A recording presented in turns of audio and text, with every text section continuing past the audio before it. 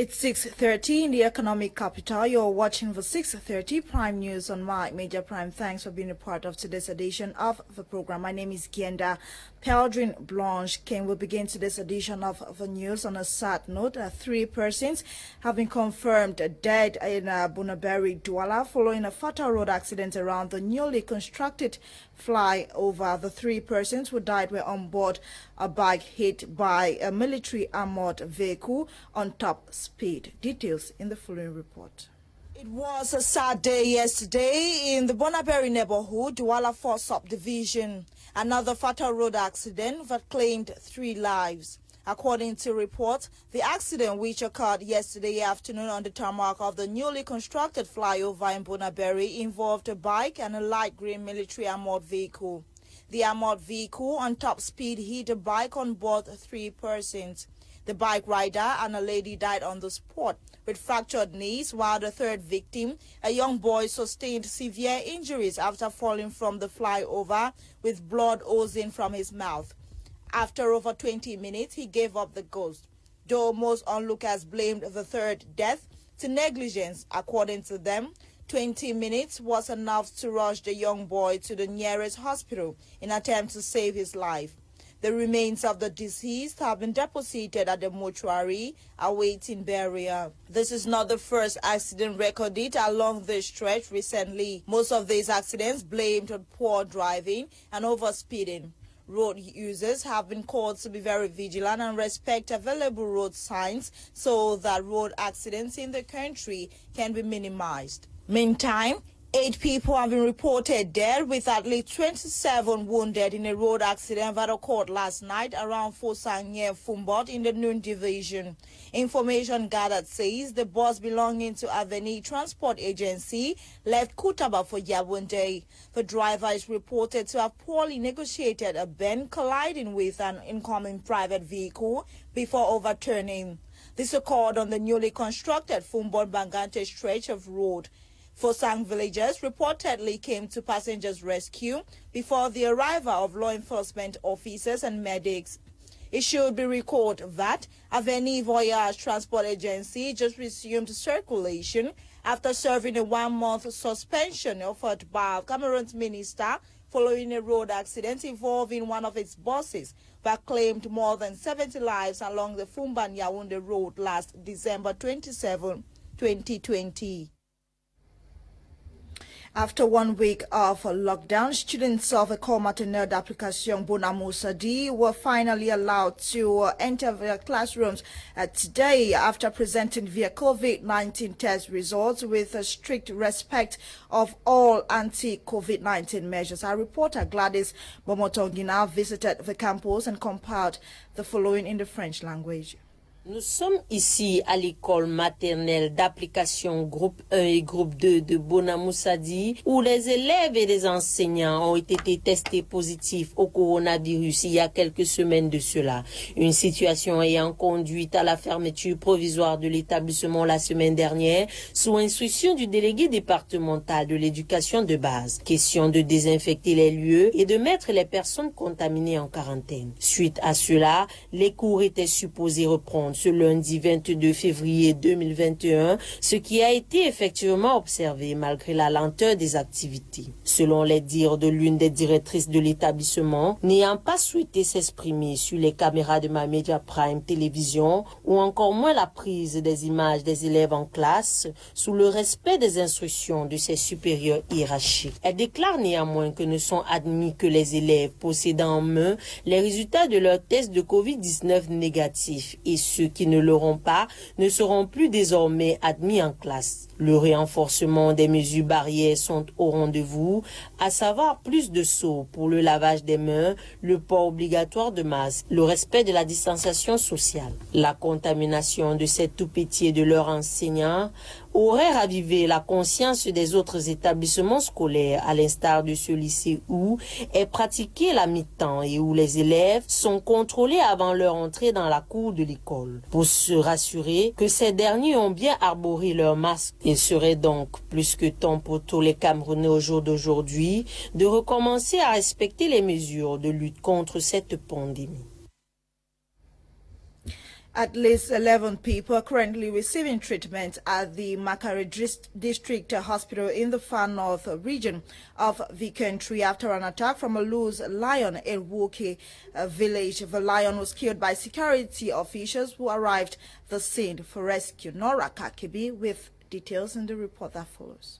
Recently, in Makare subdivision in the Logan and Chari division, 11 persons were severely injured by a lion. The animal went loose and wild in the early hours of Saturday morning in Wolki village, attacking some villagers and leaving 11 of them badly injured. It should be noted that those severely wounded by the wildlife are currently receiving treatment at the Makare District Hospital. According to Njigba Jean David, Regional Delegate of Forestry and Wildlife for the Far North region, the lion in question went loose on Friday night into the wee hours of Saturday morning in Makare subdivision, sending locals into panic.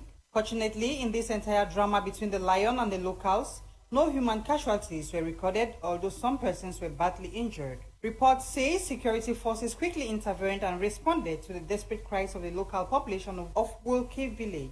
The rampaging lion got shot and killed, and its body was later taken to the Makare subdivisional delegation of forestry and wildlife. However, the regional delegates justified in a communique that the animal was shot in self-defense. He therefore reassures the local population of their safety and security after the lion was killed. He therefore reassures the local population of their safety and security after the lion was killed. He encouraged the people to return and attend to their daily routines freely without fear of any further lion attack. According to a frightened local, the attack was extremely vicious. Security officials who shot and killed the lion said it was such a daunting task for them as well, since they had to be extra tactful. In their own words, they literally had to walk into a lion's den.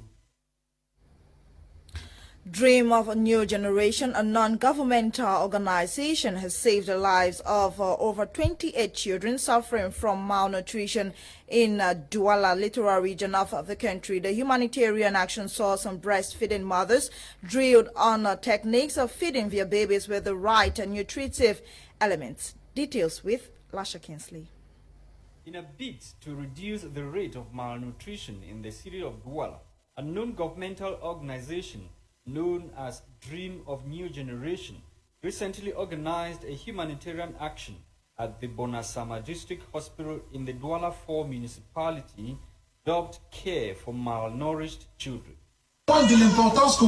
Here today is proof of the importance you accord to New Dream Generation and its objectives, mainly to assist communities in distress. We all can vividly recall this Memorial Day, 11 January, where we all gathered to launch the first activity.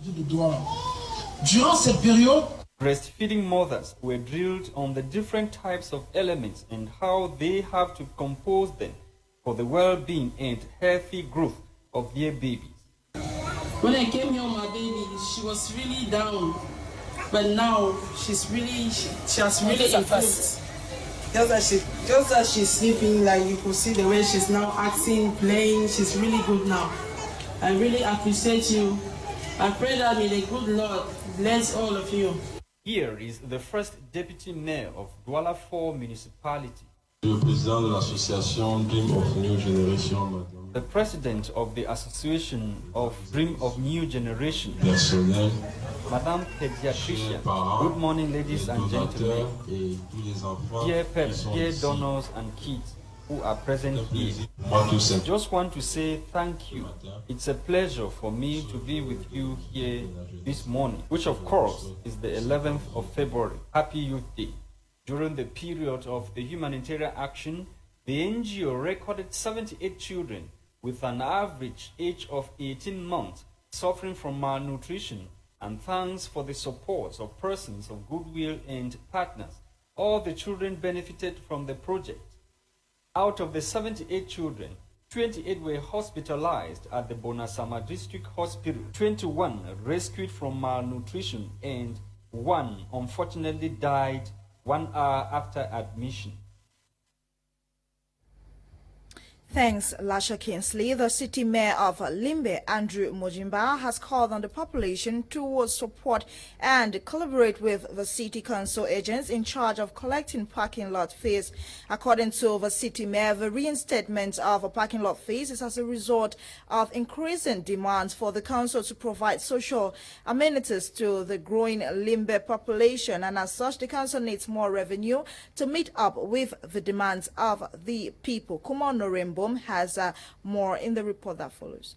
In its drive to raise funds to better satisfy the multiple needs of the Limbe population, the City Council's management has decided to reinstate the parking lot fees, which was among some taxes that was deliberated and adopted by senior councillors during the April 27, 2010 Administrative and Management Accounts session. This was the message of the City Mayor, Mutanga Andrew Mojimba, in a press briefing to inform the population of Limbe on the reinstatement of the parking lot's fees. The city mayor was very clear on the fact that the reinstatement of the parking lot fees is to raise more revenue to meet up with the increasing needs of the Limbe population. He reassured the population that the Limbe City Council shall not relent on its Republican responsibilities of developing the city of Limbe in all facets by providing social amenities, promoting arts and culture, constructing roads, supporting education, youth development and sport, and keeping the city of Limbe clean to make it look more attractive and beautiful. I want to use this opportunity to call on the population of Limbe. I need to know that these parking lot attendants are sent by your city council, and it is intended to raise revenue to take care of the numerous problems that are facing our town. In a presentation of the legal framework and analysis of the parking lots, the Secretary General to the Limbe City Council, Kinge Thompson Jr., said payment of parking lots is based on the category of vehicles. He added that all cars shall pay 100 francs per parking lot from 1 minute to 1 hour, while trucks and buses will pay 200 francs CFA for the same time. Reserve parkings shall pay 500 francs CFA per day and 15,000 francs CFA a month. Parking lots shall be open from 7 a.m. and will close at 6 p.m.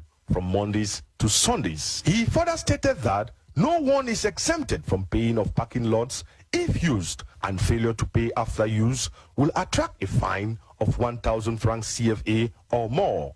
The city mayor equally used this occasion to call on economic operators in the city of Limbe to support and collaborate with City Council's agents for the success of this revenue-generating venture, as it will go a long way to support the council in her strides to bring development in the city of Limbe.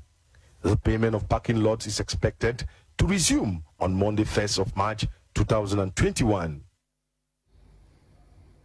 You're still watching for 6:30 Prime News on my Media Prime. Harsh weather condition characterized by dry and cold winds has been blowing across Adamawa region for close to 2 weeks now, affecting socioeconomic activities around that area. Health officials and other experts say the population must adopt precautionary measures before the situation worsens. Darling Gonde tells us more. This is Ngaundere, chief town of the Adamawa region of Cameroon. The atmospheric condition is quite dusky. For over 2 weeks now, dry and cold winds mixed with dusty particles have been circulating in the air, giving the inhabitants hard times, especially in terms of breathing. With the inhabitants on their part having been complaining of this unprecedented atmospheric condition, this meteorologist says it is called the Harmattan. We are currently witnessing the Harmattan, made up of dry and cold winds loaded with dusty particles. This dust is coming from the Saharan Desert, growing rapidly towards the Sudana-Sahelian area, notably the Adamawa region. The situation which has led not only to the pollution of the air, but also the deterioration of the quality of air, making breathing and viewing imperatively difficult. And experts further forecast that the impact won't be limited to the transport sector only. Due to the loaded particles, drivers can have difficulties viewing from a distance, and this can lead to accidents on our roads. When we get out in the morning, we should be protected against cold. We should wear the clothes which can cover all the body, we can cover our thorax to protect it against the effect of the sun on the skin. We should also wear our facial mask. As of now, the only first aid measure recommended by health experts is for the inhabitants to regularly drink potable water, put on warm dresses, and of course wear their face masks in order to breathe the earth. An English-speaking journalist, Wawa Jackson IV, who was arrested in 2018 in Kamer, northwest region of the country in connection to the ongoing socio-political crisis, has regained his freedom. He was acquitted of all charges and freed after spending over 2 years in custody. Eileen Sama reports. The young Cameroonian journalist of English expression, Wawa Jackson IV, was arrested without any warrant in May 2018 while returning to Bamenda after a visit to his home village, Tabenkeng, in Donga Mantung division of the Northwest region by elements of the National Gendarmerie. Wawa, who worked for a local broadcaster in Bamenda, Abakwa FM, before starting his Facebook news service, Wawa News, focused on the Donga Mantung area and the local Amazonian separatist movement. Wawa was detained at the Gendarmerie Brigade Nkambe while facing charges of publishing secessionist information. He appeared in court over 30 times and was held incommunicado in detention at Nkambe Principal Prison pending further investigations.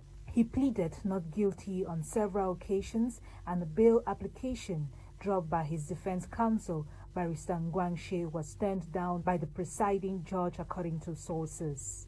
However, when the head of state ordered the discontinuance of proceedings pending before the military tribunals against 333 persons arrested for misdemeanors in connection to the Anglophone crisis, it was expected that Wawa Jackson IV would be freed, as his case was pending before the court since 2018 to no avail.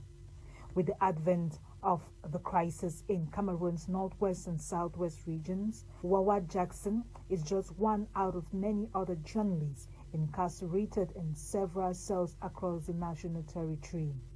Wawa Jackson IV regained his freedom on Friday, February 19, 2021, after spending almost 3 years in detention, and is now at his base in Bamenda, chief town of the Northwest region. Let's now join Fong Quinta for top African stories. In what's making news on the African continent, we begin in Nigeria, where about 7 people on board a military aircraft died in a crash near Nigeria's capital, Abuja, yesterday. The plane was scheduled to conduct a surveillance mission in connection with an operation to rescue dozens of people abducted from a school on Wednesday in Niger State. The operation by gunmen saw the kidnapping of 42 people, including 27 students, 3 teachers, and relatives of school staff. The Beechcraft Air Boeing 350I aircraft crashed while returning to Abuja Airport after reporting engine failure en route to Minaki. Following the incident, Nigerian President Muhammadu Buhari has condoled with families of all 7 soldiers who died in the crash. Meanwhile, 7 members of Niger's Electoral Commission have been killed during the country's presidential runoff when their vehicle hit a mine and exploded in the troubled western region of Tillaberi. The accident came as Niger holds a presidential election runoff between front-runner Mohamed Bazoum, loyal to outgoing President Mohamedou Issoufou. The team had been sent by the Tillaberi branch of the National Independent Electoral Commission to monitor polling. We move over to Tanzania, where the Director General of the World Health Organization on Sunday called on Tanzania to take measures to protect its citizens and also people visiting the country. In a statement, the World Health Organization chief urged President John Magufuli to share its COVID-19 data, as he has consistently downplayed the dangers of coronavirus. The plea by the World Health Organization comes after a spate of deaths of government officials, citing Vice President of the semi-autonomous island of Zanzibar, Seif Sharif Hamad. Tanzania lastly gave its COVID-19 data in May 2020, when about 500 cases and 20 deaths were recorded. Bokengo Kemia Worthy has world news in the following report.